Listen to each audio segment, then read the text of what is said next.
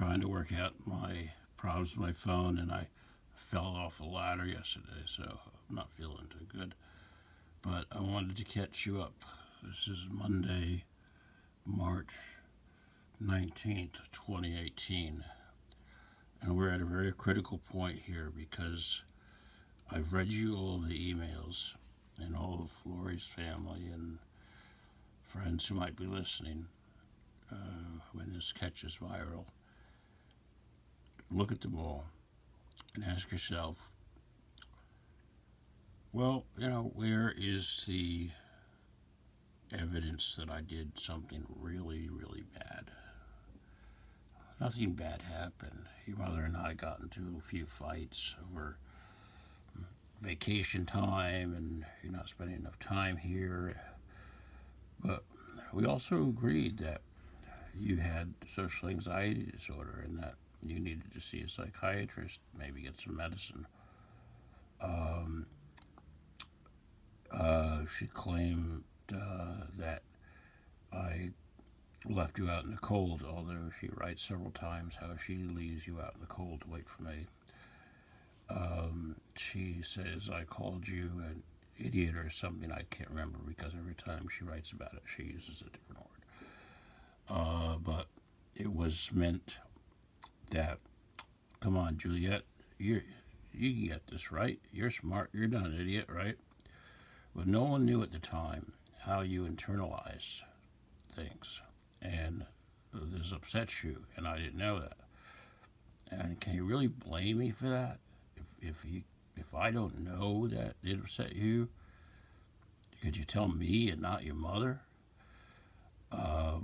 There's the famous Domino's pizza story, which I think your mother told me much later on, that was amazing because she really wanted to blame me for causing your social anxiety disorder and your condition. She never would have told that story because that story in itself is so ridiculous. It really says that what the problem is how you're interpreting things, not that I said terrible things to you. And your mother doesn't know anything that went on in this house because she was never here. She can suspect all she wants. She can think all she wants. But if anything bad was happening, where's paper trail? Where's emails that say, Julia came home crying again and again and again and again. What did you do to her? What did you do to her? Where is her stopping me from seeing you before the end of January?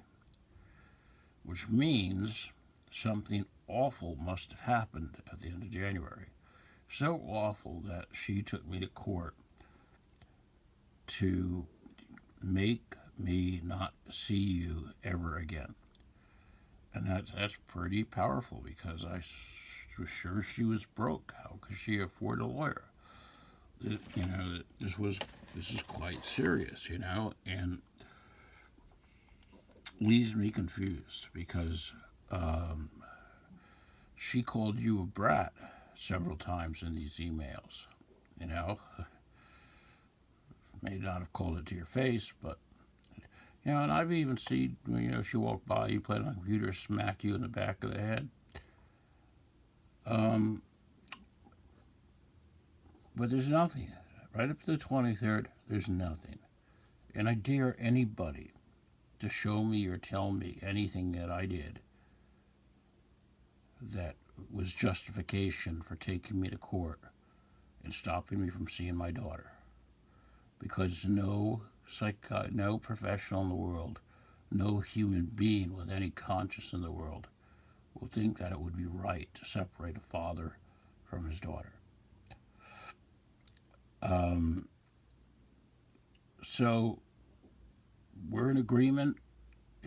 She is in agreement with you, but we get into this fight about not seeing you. And the funny thing is that I sent you home on the 23rd, and it was going to snow the next day, and that was part of the reason. And That's when she said I left you out in the cold and everything. But she had no problem whatsoever with me picking you up on the regular Tuesday, which would have been 4th, 5th, 6th, 7th, 28th. 5 days later, on the 28th, she would have had no problem with me picking you up on the 28th and taking your house, except you weren't outside and I left. Now, maybe that was one of my mistakes, that I shouldn't have been so pig-headed and played by the rules when I'm the one that was in full realization.